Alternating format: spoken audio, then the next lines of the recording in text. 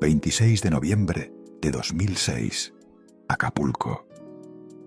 En una residencia tranquila, lejos de los foros de televisión y de las cámaras que durante décadas obedecieron cada uno de sus gestos, Raúl Velasco fallece a los 73 años. No hay público, no hay aplausos, no hay escenario, solo un cuerpo agotado que ya no controla nada. Afuera, los noticieros preparan tributos. Adentro se clausura una vida marcada por el poder absoluto.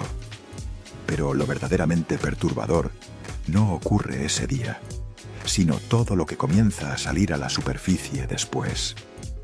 Durante casi 30 años, su voz determinó quién existía y quién no en la industria del espectáculo mexicano. Siempre en domingo no fue solo un programa, fue una frontera. Entrar significaba fama, quedarse fuera significaba desaparecer.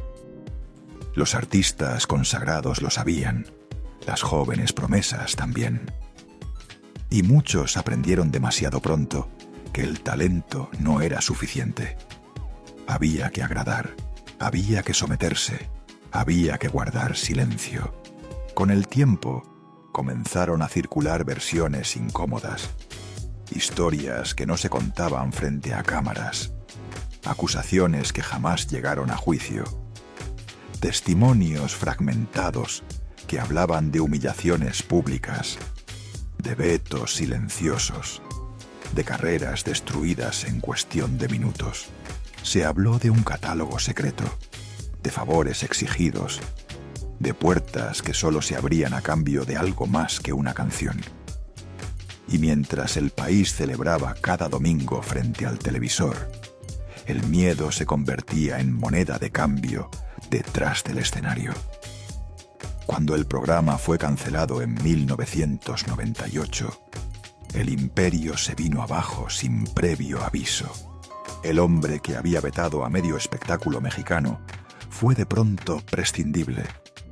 Demandas millonarias, llamadas que dejaron de contestarse, un cuerpo enfermo marcado por la hepatitis C, que comenzó a pagar un precio físico por décadas de excesos y tensiones. El poder que había ejercido sin restricciones ya no podía rescatarlo. Hoy, casi 2 décadas después de su muerte, las preguntas continúan abiertas. ¿Cuántas carreras fueron moldeadas por el miedo? ¿Cuántas decisiones se tomaron bajo presión? ¿Cuánto sabía realmente el sistema que lo protegió durante años? ¿Y por qué cuando cayó nadie salió a defenderlo? En este video encontrarás testimonios olvidados, episodios incómodos transmitidos en vivo, documentos legales y silencios que pesan más que cualquier confesión. Esta es la historia de cómo el hombre más poderoso de la televisión mexicana construyó su reino sobre el control absoluto y terminó pagando un precio aterrador. Si aún no eres parte de esta comunidad, suscríbete, porque aquí contamos lo que otros prefieren callar.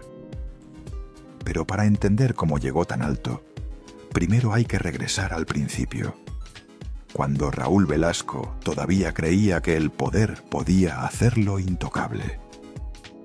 Todo comienza lejos de los reflectores. Celaya, Guanajuato. 24 de abril de 1933. No hay cámaras, no hay alfombras rojas, no hay aplausos, hay polvo, rutina, un México que todavía cree que la vida se define por el origen.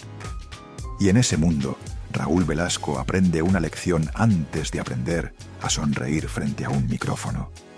El que nace sin poder tiene 2 opciones: obedecer o descubrir cómo se fabrica la obediencia. Su infancia está atravesada por esa sensación de límite, el tipo de límite que no se discute, solo se respira. Se habla de trabajo temprano, de la tienda familiar, de oficios que parecen menores, pero que te enseñan algo brutal: que el dinero no es solo dinero, es permiso, es puerta, es salvación. Guarda este detalle, porque aquí está la semilla de todo. No era un niño soñando con ser famoso. Era un joven aprendiendo a no volver a sentirse invisible. A los 20 años, alrededor de 1953, la historia se desplaza a la Ciudad de México. Y si crees que llegar a la capital es el inicio de una aventura romántica, detente un segundo. La capital no recibe. La capital exige. Velasco ingresa en un mundo que no perdona la ingenuidad. Trabaja como contador en el Banco Nacional de México. Un empleo correcto, ordenado, predecible. Pero él no se queda ahí, porque el banco te enseña a contar dinero, sí, pero también te enseña a contar personas, a clasificar, a medir, a evaluar riesgos. Y eso en un futuro se convertiría en su arma más peligrosa. Después viene el otro aprendizaje, el que no aparece en los currículums. El periodismo, las revistas, el entretenimiento, novelas de la radio, cine universal, cineovelas. Él observa de cerca cómo se construye una estrella, pero sobre todo cómo se construye una mentira útil. La industria no vende talento, vende narrativa, vende obediencia disfrazada de oportunidad. Y Raúl Velasco comprende algo que a la mayoría le toma décadas descubrir. El público cree que el éxito ocurre en el escenario, pero el éxito se firma antes, en oficinas donde nadie aplaude. Y entonces aparece el verdadero poder. Emilio Azcárraga Milmo, el Tigre, no como personaje simpático, sino como sistema, porque Televisa en esos años no era solo una empresa de televisión, era la fábrica de lo que México veía, cantaba, admiraba, imitaba. Y en 1969 llega el movimiento que lo transforma todo. Nace Siempre en Domingo, no como programa, sino como aduana, un filtro, una frontera. Entrar significaba existir, no entrar significaba desaparecer. Recuerda esto porque es fundamental.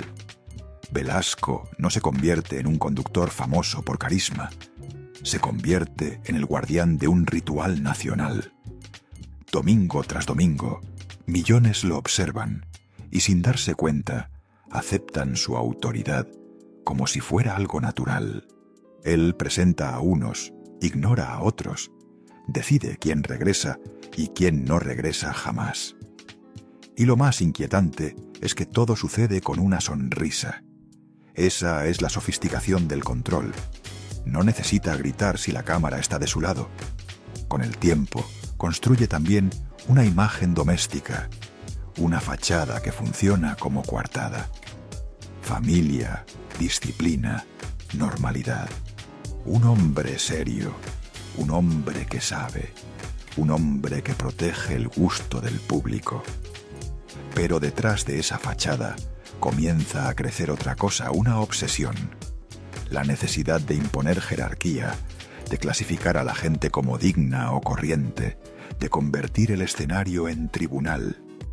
Porque cuando alguien se acostumbra a decidir destinos, el poder deja de ser herramienta y se vuelve identidad. Y cuando el poder se vuelve identidad, cualquier cuestionamiento se siente como amenaza. Aquí es donde el camino se oscurece sin que el público lo note. Porque el verdadero secreto de Velasco no es que presentara canciones, es que le enseñó a toda una industria una regla silenciosa. No basta con cantar bien, no basta con llenar palenques, hay que caerle bien al hombre que sostiene la puerta. Hay que aceptar sus reglas, su humor, sus humillaciones. Hay que aprender a sonreír mientras te miden, mientras te evalúan, mientras te reducen. Y si ahora te preguntas cuándo dejó de ser un programa y se volvió un sistema de sumisión, la respuesta no tiene una fecha exacta, porque las jaulas no aparecen de golpe. Se construyen barrote por barrote. Una invitación que parece favor, un comentario que parece broma, un veto que nadie explica, una carrera que se apaga sin ruido. Y cuando te das cuenta, ya estás dentro. Pero antes de llegar a las víctimas visibles, necesitas entender lo que se decía en voz baja, lo que se insinuaba detrás de camerinos, lo que muchos aseguraban que existía, aunque nadie se atreviera a afirmarlo con su nombre, porque ahí, justo ahí, comienza la parte que siempre quiso mantenerse enterrada. Hay una verdad incómoda sobre los imperios. No se sostienen solo con talento, ni con esfuerzo, ni con carisma. Se sostienen con miedo. Y el miedo, cuando se vuelve costumbre, deja de notarse. En los pasillos de Televisa, en los camerinos, en las antesalas donde los representantes apretaban carpetas y las cantantes jóvenes apretaban la garganta para no temblar, había una frase que no se pronunciaba en voz alta, pero que todos comprendían. Si Raúl Velasco no te quiere, no existes. Y aquí es donde tienes que hacer una pausa, porque la palabra clave no es programa, es sistema. Siempre en domingo era una aduana emocional, una frontera donde el talento no era el único pasaporte. El pasaporte real era la docilidad, la capacidad de sonreír cuando te reducían, de agradecer cuando te humillaban, de reír cuando te clavaban una etiqueta que se quedaba pegada como una marca. Esto no es una exageración poética. Está en los episodios que quedaron registrados, en los testimonios que se repiten con diferentes voces, en la lista de carreras que se apagaron, como si alguien hubiera cortado la electricidad. Y entonces comienzan las versiones, las historias, que no aparecen en los homenajes, las que se narran en voz baja, porque todavía duelen o todavía generan miedo. Se habló durante años de un supuesto catálogo, una red de favores, una maquinaria que convertía a ciertas mujeres jóvenes en mercancía de alto nivel para ejecutivos, patrocinadores y hombres con poder. Televisa lo negó, muchos lo negaron, y justamente por eso el asunto se volvió un fantasma. Porque cuando algo se niega con tanta contundencia, no desaparece, se hunde, se pudre por dentro. Y en esa podredumbre, el nombre de Velasco aparece una y otra vez como el guardián de la puerta. No siempre como autor directo, a veces como testigo, a veces como engranaje del mecanismo, pero siempre como alguien que sabía exactamente qué significaba entrar y qué significaba quedarse fuera. Guarda esta idea, porque es el núcleo de todo. Entregarse no siempre fue sexo. A veces fue dignidad. A veces fue aceptar que te midieran como si fueras un producto. A veces fue permitir que te hablaran del cuerpo en televisión nacional como si tu cintura o tu peso fueran el verdadero talento. A veces fue aguantar una broma que te hacía pequeña frente a millones. Porque el castigo no era una confrontación directa. El castigo era el silencio. El castigo era no volver. Hay ejemplos que en el papel parecen anécdotas y en realidad son instrucciones para todo un gremio.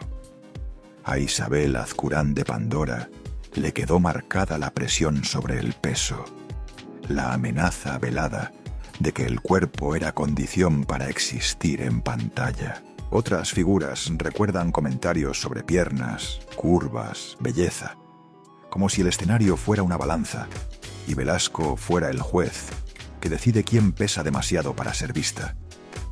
No importa si el tono era de broma. En un sistema así, la broma es un látigo suave. Y el látigo suave es el más efectivo, porque no deja marcas visibles. Y luego está el caso, que funciona como espejo de la hipocresía del poder. Gloria Trevi y Sergio Andrade, cuando todavía eran un fenómeno, que generaba incomodidad incluso dentro de la industria. Hubo un momento en que Velasco lo rechaza y lanza una frase que suena brutal, casi como una advertencia moral. Los llama adolescentes prostituidas, como si de pronto señalara algo que nadie quería nombrar. Pero el sistema no tiene moral fija, tiene conveniencia. Cuando Trevi se vuelve rentable, cuando el público grita su nombre, cuando el escándalo se convierte en rating, la puerta se abre. Lo que antes era indignación se transforma en invitación. Y ahí comprendes la lógica real. No era proteger a nadie, era proteger el mecanismo. Ahora imagina lo que eso provoca en una chica de 16, 17, 18 años, parada en un pasillo con luz blanca esperando que la llamen. Su representante diciéndole que sonría, que no se equivoque, que no contradiga, porque un gesto mal interpretado podía costarle todo. Ese es el tipo de presión que no se ve en pantalla, el tipo de presión que convierte cada domingo en una ruleta rusa emocional. Y esa ruleta durante décadas tuvo un mismo croupier. Pero lo más perverso de un sistema así no es lo que se confirma, es lo que nunca se confirma, porque nadie se atreve a firmarlo con su nombre. Son los rumores que sobreviven porque suenan demasiado similares en bocas distintas. Son las miradas que se bajan cuando alguien menciona camerinos privados, invitaciones especiales, reuniones fuera del horario, padrinazgos que no se explican con una canción. Y es ahí donde aparece el verdadero retrato, el del hombre que convirtió la oportunidad en deuda, la fama en obediencia, la televisión en un altar donde había que sacrificarse de alguna manera para ser aceptado. Y si crees que exagero, espera a ver lo que ocurre cuando alguien no acepta el juego, porque en la siguiente parte no vamos a hablar de rumores, vamos a hablar de escenas transmitidas en vivo, de humillaciones con fecha, de carreras quebradas con un solo comentario, y de cómo, frente a millones, El Padrino demostró que el verdadero poder no necesita tocarte para dominarte, solo necesita la cámara. Hay escenas que con el tiempo se convierten en leyenda y hay escenas que se convierten en advertencia. Porque una cosa es ver televisión por entretenimiento y otra muy distinta es entender que detrás de la sonrisa del conductor hay un hombre entrenando al país entero para obedecer. En los años 70 y 80, la televisión mexicana tenía un altar. Y en ese altar, Raúl Velasco no solo presentaba artistas, los juzgaba. 17 de enero de 1982, domingo por la tarde, millones de personas frente a la pantalla. Entra un cantante joven llamado Fernando Villares, el Zorro. Llega con esa mezcla de ilusión y nervios que se observa en los ojos de quien está a punto de jugarse la vida en 5 minutos. Lo acompaña un respaldo importante, Amparo Rubín, alguien con nombre y peso. En cualquier otro escenario, eso bastaría para sentirse protegido. Pero aquí no. Aquí el jurado es uno solo, y no está sentado en una mesa, está de pie frente a una cámara. Velasco no espera a que la canción haga su trabajo. No deja que el público decida. No disimula. Suelta la frase como quien baja una palanca. Dice que no lo siente auténtico, que lo ve complicado, que no le ve futuro. No es una crítica artística, es una sentencia. Un no existes transmitido en vivo. No es solo la humillación del momento, es la certeza de que a partir de ese segundo el teléfono dejará de sonar. Los productores se harán los distraídos. Las disqueras cambiarán de tema. Y aunque después lleguen disculpas, presiones internas, una rectificación forzada, el daño ya está hecho. Porque el público olvida rápido, pero la industria no. La industria memoriza los vetos. Y aquí hay algo que debes entender. Ese episodio no fue un accidente, fue un mensaje. Fue Velasco enseñándole a todos los demás artistas lo que ocurre cuando no encajas, cuando no te sometes, cuando no logras agradar al dueño de la puerta. Una ejecución simbólica, un sacrificio necesario para que el resto aprendiera disciplina. Avanza unos años. 1990. México muda de piel. Hay nuevas caras, nuevos ritmos, nuevas niñas convertidas en ídolos. Thalía aparece como solista con el tipo de brillo que debería ser intocable, pero la intocabilidad no existe cuando la cámara pertenece a otro. Velasco la observa y lanza una etiqueta que parece broma, que parece comentario suelto, pero que queda clavada como un alfiler. Corrientota. Una sola palabra que lo contiene todo. Clase, desprecio, jerarquía. Como si dijera, te permito estar aquí, pero recuerda quién decide si eres digna. Thalía sonríe porque en esa televisión sonreír era sobrevivir. Y si crees que este tipo de violencia solo existía contra mujeres jóvenes, mira lo que le sucedió a un hombre que después sería rey. Johann Sebastian. Hubo una época en que todavía era solo un compositor con hambre, un muchacho con canciones, sin el respeto que más tarde le daría el país.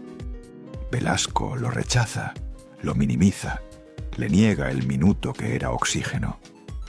Y años después, cuando Joan ya no necesita permiso para llenar palenques, lo enfrenta.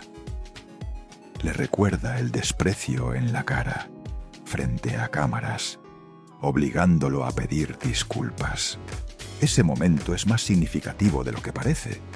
Es la prueba de que el poder de Velasco no era natural, era prestado. Y cuando el prestamista ya no te necesita, el miedo cambia de bando. Pero lo más perverso de siempre en Domingo no eran las humillaciones famosas, era la lista invisible. Los que no podían hablar, los que eran castigados sin que hubiera un clip viral para demostrarlo. Javier Muñiz interrumpido, señalado por un supuesto playback, como si el escenario fuera una sala de interrogatorio. Cepillín vetado, empujado fuera del sistema por una disputa que no se ventila en público. Lupe Esparza, comparado de forma degradante. Lucha Villa presionada por el cuerpo, como si el peso fuera un pecado. Cada uno, una advertencia para los demás. Y fíjate en el patrón. No era un arrebato ocasional, era método. Porque humillar en vivo tiene una ventaja. No solo destruyes a uno, dominas a 100. El artista que mira desde su casa aprende a callar. El representante aprende a negociar con la cabeza baja. La joven cantante aprende que su valor se mide con una frase cruel. El público aprende a reír como si fuera normal. Y así se construye una cultura donde la violencia se disfraza de entretenimiento. En este punto ya no hablamos de rumores, hablamos de hechos transmitidos, de fechas, de frases registradas, de carreras que se doblaron o se fracturaron bajo el peso de una sola voz. Y cuando una voz puede quebrar destinos en vivo, lo que sigue es inevitable. La industria comienza a preguntarse algo en silencio. ¿Qué pasa el día que esa voz ya no esté protegida por el sistema? ¿Qué ocurre cuando el dueño de la puerta se queda afuera? Porque ese día llegó. Y no llegó con escándalo. Llegó con una muerte, una herencia, un cambio de trono y un rey que de pronto se volvió prescindible. El poder no se derrumba de golpe, se agrieta. Y cuando empieza a agrietarse, el que lo sostuvo durante décadas suele ser el último en notarlo. A mediados de los años 90, El país ya no era el mismo que había aprendido a obedecer cada domingo. La televisión seguía encendida, pero el ritual comenzaba a perder magia. Las nuevas generaciones miraban a Raúl Velasco como una figura rígida, anclada en un tiempo que ya no les pertenecía. Y eso, para alguien que había vivido del control absoluto, era una amenaza silenciosa. 1994. México entra en una década convulsa. Crisis económica, asesinatos políticos, desconfianza generalizada. El público empieza a cambiar, la música también. El pop juvenil ya no pide permiso. El rock en español deja de esconderse. Los artistas jóvenes ya no ven a Siempre en Domingo como la única puerta. Y por primera vez en más de 20 años, Velasco ya no es indispensable. Guarda este momento porque aquí empieza la caída real. En 1997, el cuerpo hace lo que el sistema ya había iniciado. La hepatitis C falla. Una enfermedad silenciosa acumulada durante años comienza a pasar factura. El hombre que había resistido presiones, escándalos y rumores, ahora tiene que negociar con su propio cuerpo. Hospitales, tratamientos, cansancio crónico y, sobre todo, una sensación nueva y desconocida: vulnerabilidad. El poder no sirve cuando no puedes levantarte de la cama.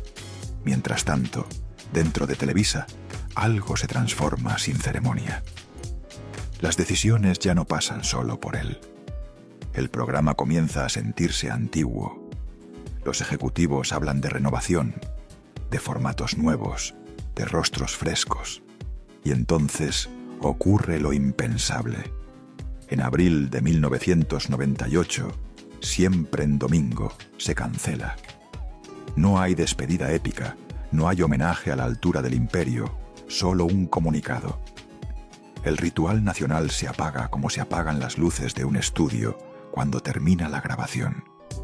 Frío, definitivo. Imagina lo que eso significa para alguien cuya identidad estaba fundida con el escenario. No era solo perder un trabajo, era perder el trono. El hombre que había decidido destinos ahora es prescindible. Las llamadas se espacian. Los artistas que antes bajaban la cabeza ahora evitan la mirada. El sistema que lo protegió durante décadas ya no lo necesita. Y los sistemas no tienen memoria agradecida. Comienzan entonces las preguntas incómodas: demandas laborales, conflictos legales, versiones cruzadas sobre contratos, regalías, decisiones internas. Nada explota en un gran escándalo, pero todo gotea. Un desgaste constante, un recordatorio permanente de que el poder, cuando no se renueva, se convierte en lastre. Velasco, el gran juez de la industria, ahora tiene que defenderse en silencio. Y aquí llega la parte más cruel. Cuando el control se pierde, la historia empieza a reescribirse sin ti. Los mismos medios que durante años lo presentaron como autoridad indiscutible, ahora hablan de excesos, de métodos cuestionables, de un estilo autoritario que ya no encaja con los tiempos. Lo que antes era firmeza se convierte en abuso. Lo que antes era criterio se llama capricho. Y él ya no tiene micrófono para responder. Su salud se deteriora. La cirrosis avanza. El cuerpo se vuelve más pequeño, más frágil, casi irreconocible frente a la imagen del conductor erguido que dominaba el foro. Hay ingresos hospitalarios, silencios prolongados. Una vida privada que se encoge lejos de cámaras, lejos de aplausos.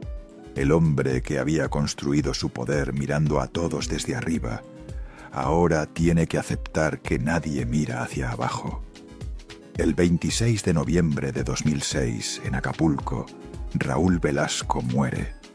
Tenía 73 años. Los noticieros hablan de su legado, de su relevancia histórica, de su papel en la televisión mexicana. Pero hay algo que no se dice en voz alta. Muere sin el imperio que lo sostuvo, sin el programa que fue su escudo, sin la multitud que durante décadas dependió de su aprobación. El final no es escandaloso, es discreto. Y eso, para alguien como él, es el castigo más duro. Porque el precio aterrador no fue solo la enfermedad, fue el silencio. El mismo silencio que él había utilizado tantas veces como arma, ahora lo rodea por completo. Nadie lo veta oficialmente, simplemente dejan de llamarlo. Y así se cierra el ciclo. El hombre que convirtió la oportunidad en deuda termina pagando con lo único que nunca supo manejar: la pérdida total del control. Pero aún falta algo, porque cuando un poder así cae, no cae solo. Arrastra historias, víctimas, consecuencias que no desaparecen con un funeral. Cuando un hombre cae, no cae solo. El poder deja escombros, y esos escombros suelen caer sobre los más cercanos. En el caso de Raúl Velasco, la caída no fue un espectáculo público, fue algo más perverso. Fue lenta, silenciosa y doméstica. Porque mientras el país debatía si había sido duro, autoritario o simplemente un hombre de su época, dentro de su propia casa comenzaban a aparecer grietas que jamás se mostraron en cámara. Durante décadas, Velasco había sido sinónimo de control en el trabajo, en el foro, en la industria. Pero el control no es una habilidad que se desactiva al llegar a casa, es una forma de estar en el mundo. Y quienes convivieron con él aprendieron pronto que el mismo hombre que decidía carreras también decidía los silencios. ¿Qué se decía? ¿Qué no se decía? ¿Qué se mostraba? ¿Qué se sepultaba? Su familia vivió siempre bajo esa lógica, no como víctimas visibles, sino como parte de una estructura que exigía lealtad absoluta. El apellido Velasco era un escudo, pero también una jaula. Porque cuando el poder se basa en el miedo, incluso los cercanos aprenden a no preguntar demasiado, a no incomodar, a no abrir puertas que podrían no volver a cerrarse. Y entonces llega el golpe más incómodo: la enfermedad. La hepatitis C no solo debilita el cuerpo, debilita la figura. El hombre que había construido su identidad sobre la firmeza empieza a depender de otros. Médicos, tratamientos, citas, medicamentos. Y con esa dependencia llega algo que jamás toleró en otros: la fragilidad. Ya no podía sostener el tono de autoridad. Ya no podía imponer silencios. Ya no podía decidir destinos. Solo podía recordar. Y los recuerdos, cuando se está solo, no siempre son amables. Porque el poder no desaparece sin dejar cuentas pendientes. Los testimonios que durante años se habían dicho en voz baja comenzaron a circular con menos temor. No como denuncias formales, no como juicios, sino como relatos sueltos. Historias repetidas por artistas que ya no tenían nada que perder. Comentarios sobre humillaciones, sobre vetos inexplicables, sobre domingos que parecían oportunidades y terminaron siendo castigos. Velasco no respondió, no dio entrevistas aclaratorias, no escribió memorias para justificar su versión. Eligió el mismo recurso que había exigido a otros durante años: el silencio. Pero esta vez el silencio no protegía, aislaba. En privado, quienes lo rodeaban percibían un cambio. El padrino ya no daba órdenes, recordaba. Hablaba del pasado como quien intenta convencerse de que todo tuvo sentido, que fue necesario, que así funcionaban las cosas, que era otra época. Pero el tiempo no absuelve, solo pone distancia. Y aquí aparece la pregunta que nadie se atreve a formular en voz alta: ¿fue consciente del daño? ¿Entendió alguna vez que su poder no era neutro? ¿Que una frase dicha en vivo podía marcar una vida entera? No hay respuesta clara, porque los hombres que viven del control rara vez permiten la autocrítica. Reconocer el abuso sería reconocer que el imperio se levantó sobre algo más que talento. Raúl Velasco murió el 26 de noviembre de 2006 en Acapulco. Tenía 73 años. Los obituarios hablaron de su legado, de su trascendencia histórica, de su papel en la construcción del espectáculo moderno en México. Se dijeron verdades a medias, se omitieron otras, como suele ocurrir cuando el fallecido fue demasiado grande para ser cuestionado del todo. No hubo juicio simbólico, no hubo ajuste de cuentas, solo una despedida institucional correcta, pulcra, incómodamente incompleta.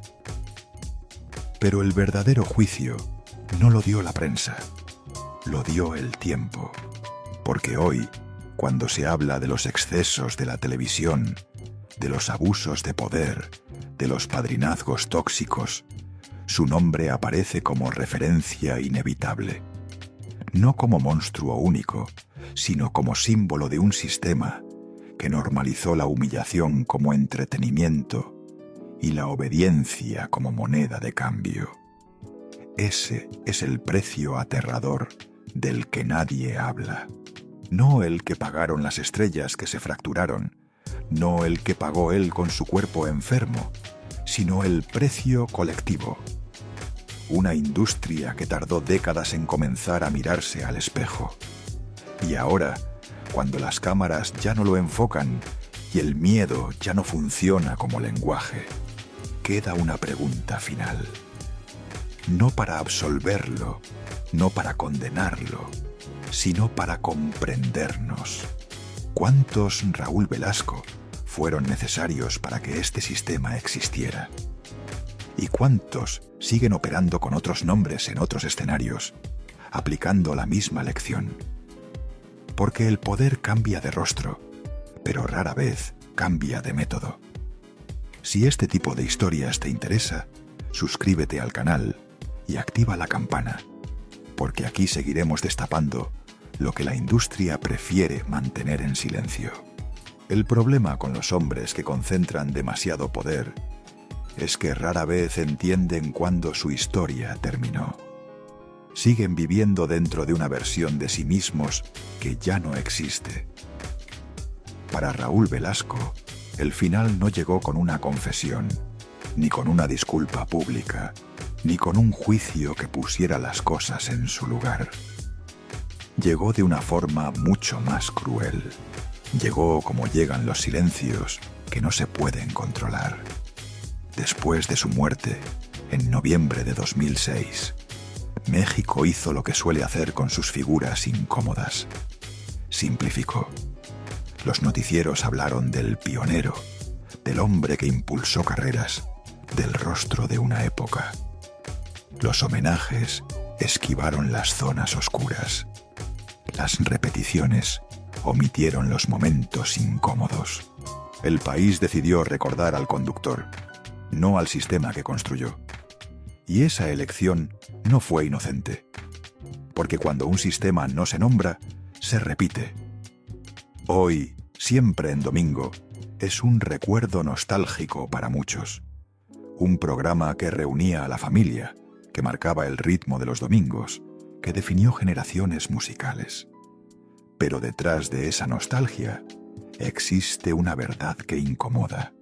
Ese escenario también fue un tribunal, un lugar donde el miedo se normalizó, donde la humillación se disfrazó de criterio, donde el silencio fue moneda de cambio. Y eso no desaparece porque el conductor haya muerto. El legado real de Raúl Velasco no está en los archivos de Televisa ni en los reconocimientos que recibió. Está en la manera en que la industria aprendió a funcionar, en la idea de que alguien puede determinar quién vale y quién no, en la aceptación tácita de que así son las cosas, en la cultura del padrino, del favor, de la obediencia disfrazada de oportunidad. Ese es el daño que no se ve, pero que sigue operando. Con el paso del tiempo, algunas voces han comenzado a quebrar el silencio. Artistas que ya no tienen miedo. Testimonios que se parecen demasiado entre sí como para ser casualidad. Recuerdos de domingos que dejaron cicatrices. No para destruir una figura histórica, sino para entenderla completa. Porque una historia contada a medias no es memoria, es propaganda. Y aquí es donde el juicio final no es legal, sino humano. Nadie puede devolver las carreras truncadas. Nadie puede borrar la angustia de quienes crecieron, creyendo que una frase podía arruinarlos. Nadie puede medir el costo emocional de haber vivido años sometidos a la aprobación de un solo hombre. Pero sí se puede aprender algo, que el poder sin límites siempre termina cobrando facturas. A veces al que lo ejerce, a veces a quienes lo rodean, casi siempre a ambos. Raúl Velasco murió sin enfrentar públicamente las sombras de su legado. Pero eso no significa que esas sombras no existan. Siguen ahí, flotando cada vez que se habla de abuso de poder en el espectáculo. Cada vez que una joven promesa se pregunta cuánto debe ceder para avanzar. Cada vez que alguien decide callar para no perder una oportunidad. Ese es el eco más persistente. Tal vez el mayor castigo no fue la enfermedad ni el olvido progresivo. Tal vez fue convertirse en símbolo de algo que hoy no se quiere repetir. Porque el mundo cambió, las audiencias cambiaron. Y aunque los sistemas se resistan, cada vez es más difícil sostener el miedo como modelo de negocio. Esta no es una historia para cancelar el pasado. Es una historia para mirarlo de frente, para entender cómo se construyen los ídolos y qué precio se paga cuando nadie se atreve a cuestionarlos. Porque sólo así se rompe el ciclo. Sólo así el poder deja de ser intocable. Raúl Velasco creyó que el control lo haría eterno. La historia demostró lo contrario. El poder pasó. El sistema quedó expuesto. Y lo único que permanece es la pregunta que incomoda, la que no se puede vetar, la que ninguna cámara puede apagar. ¿Qué estamos dispuestos a tolerar hoy para no repetirlo mañana? Si llegaste hasta aquí, suscríbete a Detrás de la Fama. Estas historias necesitan ser contadas y tú puedes ser parte de quienes las escuchan.